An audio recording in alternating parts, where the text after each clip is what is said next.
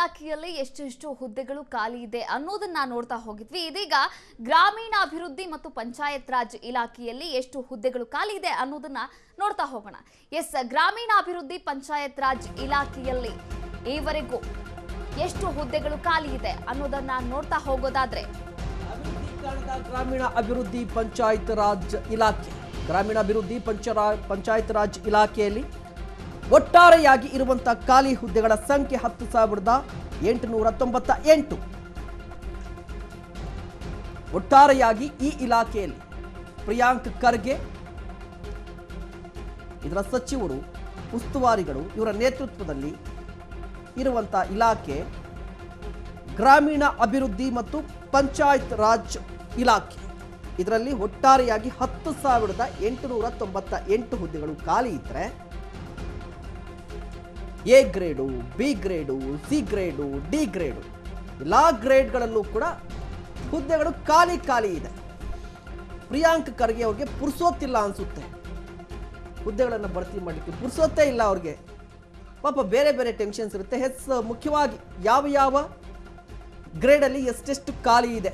A grade 463, B grade 920, C grade 7,898 ಹುದ್ದೆಗಳು ಖಾಲಿ, D grade 1,617. ಒಟ್ಟಾರೆಯಾಗಿ 10,898. ಪ್ರಿಯಾಂಕ್ ಖರ್ಗೆ ಅವರ ಸಚಿವಾಲಯ ಗ್ರಾಮೀಣಾಭಿವೃದ್ಧಿ ಮತ್ತು ಪಂಚಾಯತ್ ರಾಜ್ ಇಲಾಖೆಗೆ ಸಂಬಂಧಪಟ್ಟಂತೆ ಇರುವಂತಹ ಹುದ್ದೆಗಳ ಸಂಖ್ಯೆ, ಖಾಲಿ ಇರುವಂತಹ ಹುದ್ದೆಗಳ ಸಂಖ್ಯೆ 10,898 ಹುದ್ದೆಗಳು ಖಾಲಿ ಇದೆಯಂತೆ. ಇದು ವಿಚಾರ ಗೊತ್ತಿಲ್ವಾ? ಗೊತ್ತಿದೆ ಸಾಹೇಬರಿಗೆ, ಪಾಪ ಪುರ್ಸೋತಿಲ್ಲ, ಹುದ್ದೆಗಳನ್ನು ಭರ್ತಿ ಮಾಡಲಿಕ್ಕೆ ಪುರ್ಸೋತಿಲ್ಲ, ಇಚ್ಛಾಶಕ್ತಿ ಇಲ್ಲ, ಇಂಟ್ರೆಸ್ಟ್ ಇಲ್ಲ, ಯಾವುದೂ ಇಲ್ಲ ಅವರಿಗೆ. ತುಂಬಾ ಸೋಷಿಯಲ್ ಮೀಡಿಯಾದಲ್ಲಿ ಆಕ್ಟಿವ್ ಆಗಿರುವಂತಹ ಪೊಲಿಟಿಷಿಯನ್ ಪ್ರಿಯಾಂಕ್ ಖರ್ಗೆ. ಸೋಷಿಯಲ್ ಮೀಡಿಯಾದಲ್ಲಿ, ಸೋಷಿಯಲ್ ಆಗಿ ಅಲ್ಲ, ಸೋಷಿಯಲ್ ಮೀಡಿಯಾದಲ್ಲಿ ಸಿಕ್ಕಾಪಟ್ಟೆ ಆಕ್ಟಿವ್. ವಿವಾದ ಬಂತ, ಒಂದು ಟ್ವೀಟು, ಒಂದು ಹೇಳಿಕೆ, ವಿವಾದ ಬಂದರೆ ಯಾವುದಾದ್ರೂ ಒಂದು ವಿವಾದ, ಮುಖ್ಯವಾಗಿ ಪ್ರಿಯಾಂಕ್ ಖರ್ಗೆ ಅವರಿಗೆ ನನಗನ್ನಿಸ್ತಾ ಇರುವಂಥದ್ದು, ಎದುರಾಳಿಗಳಿಗೆ ಅಂದರೆ BJP ಅವರಿಗೆ ಟಕ್ಕರ್ ಕೊಡೋದ್ರಲ್ಲಿ ಇರುವಂಥ ಇಂಟ್ರೆಸ್ಟು ಕೆಲಸ ಮಾಡೋದ್ರಲ್ಲಿ ಇದೆಯಾ ಗೊತ್ತಿಲ್ಲ. ಯಾಕೆ ಅಂತ ಹೇಳಿದ್ರೆ, ಇದ್ದಿದ್ರೆ ಯಾಕಪ್ಪ 10,000 ಹುದ್ದೆಗಳು ಯಾಕೆ ಖಾಲಿ ಇರ್ತಿತ್ತು? ನೀವೇ ಹೇಳಿ. ನಾನೇನು ಟೀಕೆ ಮಾಡ್ತಿಲ್ಲ, ಬಟ್ ಅವ್ರ ಕೆಲಸದ ಬಗ್ಗೆ ಹೇಳೋದಾದರೆ ನೀವೇ ನೋಡ್ಬೋದು. ಅವರು ಸಿಕ್ಕಾಪಟ್ಟೆ ಆಕ್ಟಿವ್ ಆಗಿರ್ತಾರೆ, ಸಿಕ್ಕಾಪಟ್ಟೆ ಆಕ್ಟಿವ್. ಸೋಷಿಯಲ್ ಮೀಡಿಯಾದಲ್ಲಿ ಮಾತ್ರ, ಸೋಷಿಯಲ್ ಆಗಿ ಅಲ್ಲ, ಸೋಷಿಯಲ್ ಮೀಡಿಯಾದಲ್ಲಿ ಅವರು ಟ್ವೀಟ್ಗಳನ್ನು ಮಾಡ್ತಾರೆ, ಪೋಸ್ಟ್ಗಳನ್ನು ಮಾಡ್ತಾರೆ. ಜೊತೆಗೆ ಒಂದಿಷ್ಟು ಕಾರ್ಯಕ್ರಮದಲ್ಲಿ, ಒಂದಿಷ್ಟು ಸಭೆ ಸಮಾರಂಭದಲ್ಲಿ ಭಾಗಿಯಾಗ್ತೀನಿ ಅಂತ ಪೋಸ್ಟ್ಗಳನ್ನು ಹಾಕಿರ್ತಾರೆ.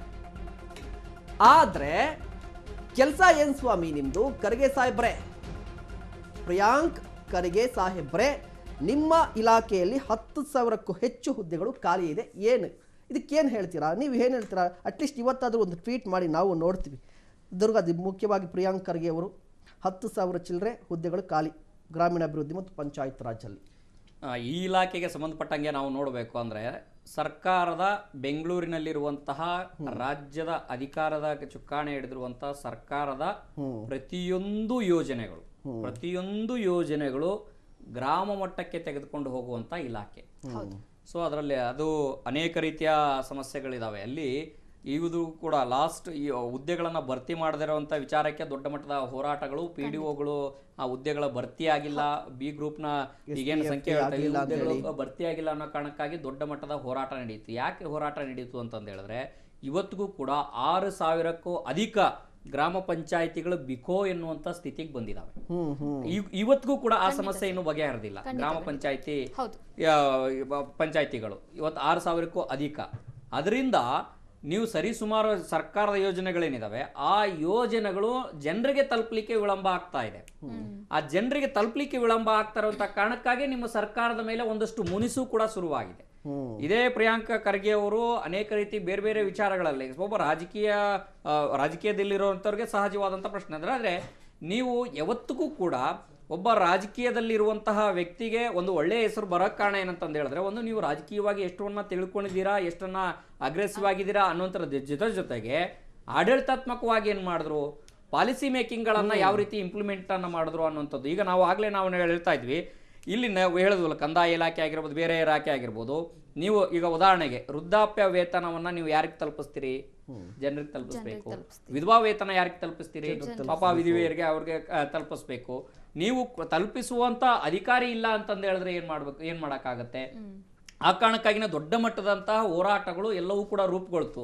ನೀವು ನರೇಗಾ ಯೋಜನೆ ಆಗಿರ್ಬೋದು, ಕೇಂದ್ರ ಸರ್ಕಾರ ಆಗಿರ್ಬೋದು, ಕೇವಲ ರಾಜ್ಯ ಸರ್ಕಾರ ಮಾತ್ರ ಅಲ್ಲ, ಕೇಂದ್ರ ಸರ್ಕಾರದ ಯೋಜನೆಗಳು ಕೂಡ ರಾಜ್ಯ ಸರ್ಕಾರದಿಂದ ಮೂಲಕ ಮತ್ತೆ ರಾಜ್ಯ ಸರ್ಕಾರದ ಯೋಜನೆಗಳು ಕೂಡ ನೀವು ಗ್ರಾಮ ಪಂಚಾಯಿತಿಯ ಮೂಲಕನೇ ಕೊಡಬೇಕು.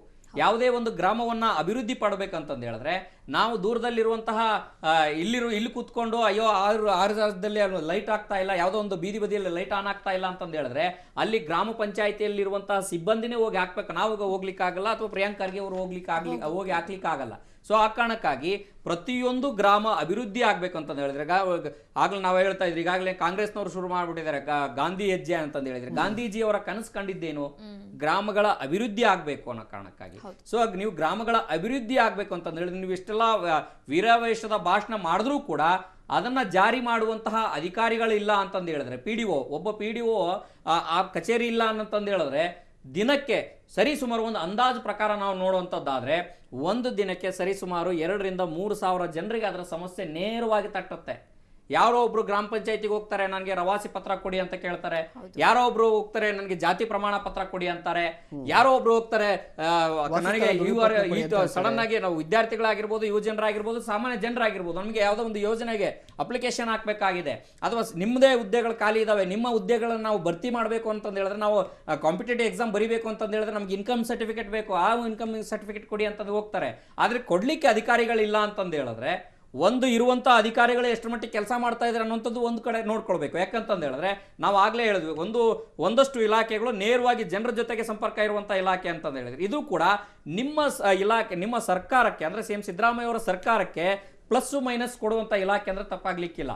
ಅಂದ್ರೆ ಎಷ್ಟರ ಮಟ್ಟಿಗೆ ಸಕ್ಸಸ್ಫುಲ್ ಆಗಿದೆ ಸರ್ಕಾರ, ಎಷ್ಟು ಆಕ್ಟಿವ್ ಆಗಿದೆ, ಆಕ್ಟಿವ್ ಆಗಿರುವಂತ ಎಲ್ಲಾ ಇಲಾಖೆಗಳಂತ ಬಂದಂತ ಸಂದರ್ಭದಲ್ಲಿ CM ಸಿದ್ದರಾಮಯ್ಯ ಅವರು ಹೇಳಿದ್ರು, ಇಲ್ಲ ಪ್ರತಿ ತಿಂಗಳಿಗೂ ಕೂಡ ಜನಸ್ಪಂದನ ಕಾರ್ಯಕ್ರಮ ಮಾಡಬೇಕು, ಜಿಲ್ಲಾ ಉಸ್ತುವಾರಿ ಮಂತ್ರಿಗಳು ಜಿಲ್ಲೆಗಳಿಗೆ ಹೋಗ್ಬೇಕು, ಜನರ ಜೊತೆಗೆ ಜನಸಂಪರ್ಕ ಸಭೆಗಳನ್ನ ಮಾಡಬೇಕು ಅನ್ನೋಂಥದ್ದು.